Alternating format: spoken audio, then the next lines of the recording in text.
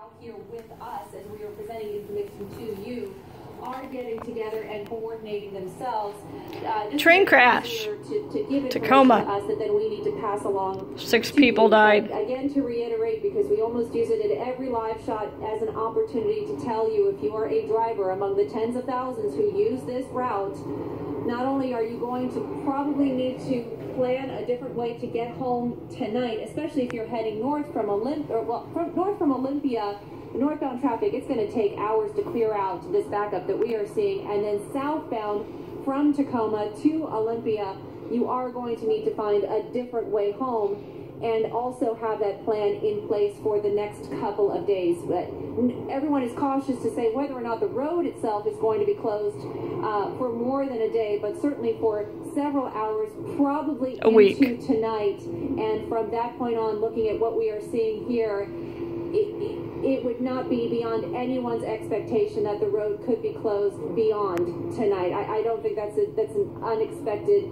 thought to have right now, just based on what we're seeing and the fact that we are now into the 4th hour of this, and I haven't seen any heavy equipment, at least on our side, that would be capable of starting to move these train cars off of the road. And if that is even a possibility, we have been at investigations before where for a certain amount of time it is key that they have the scene set as is for as long as they need it to be while they are reconstructing angles, estimating speeds, impacts, factors, what may have played a role in this crash, that they need this scene to be preserved as is while they are doing that work. And that work can take hours, and as we've been told by State Patrol, this investigation is expected to take days. So any expectation of when this road is going to be open, really, I'm not coming into it with any pressured experience or expectation that this is going to happen anytime soon. So just be prepared for that as you're planning for the rest of the week. Back to you. That's reasonable, Lee, and we'll be in touch with WSP as they give us an ETA on when it's going to be. 4 hours later, it still is just astounding to see those images. We do have some sound of when everything first happened, and we want you to hear it because it really illustrates some of the chaos and pandemonium that unfolded right after that derailment. So this is some dispatch audio. Take a listen. Need EMS ASAP. It looks like they're already starting to show up. We're northbound on main 1 coming up. We're stopping now. BNSS trainer dispatcher 501, come in. Amtrak 501 entering Centralia North, over. Hey guys, what happened? We were coming around the corner to take the bridge over I-5 there, right north of Nisqually, and we went on the ground. Okay, are you, is everybody okay? I'm still figuring that out. We got cars everywhere and down onto the highway. Okay, copy that. Engineer can comply with stop indication. Conductor, we can comply with a stop signal, over. Okay, thank you. Thank you, Amtrak 5. What milepost are you roughly at? Well, if I can't reach you, I'll try to call you.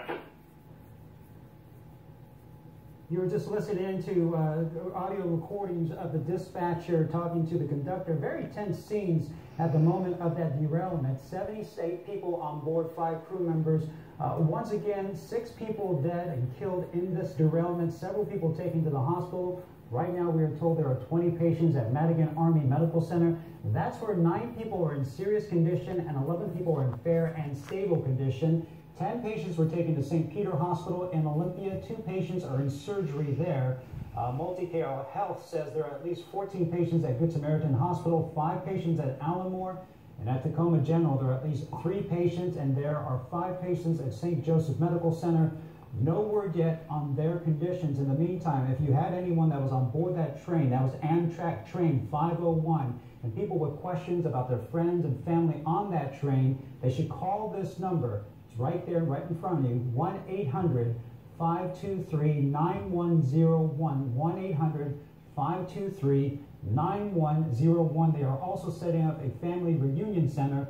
That is happening at the DuPont City Hall. All right, let's get you back out to Air 4 as you take a live look right now at what has turned out to be a catastrophic inaugural run of what is called the Point Defiance bypass route. In fact, just on Friday, December 15th, ahead of today's first run, was a ribbon cutting, and we have video of that. This is a story we've been tracking from when this story was first proposed all the way until now. This is video from that opening.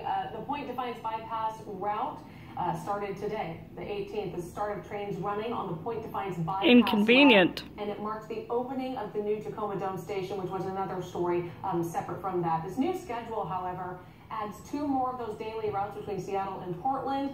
This was celebrated and both criticized.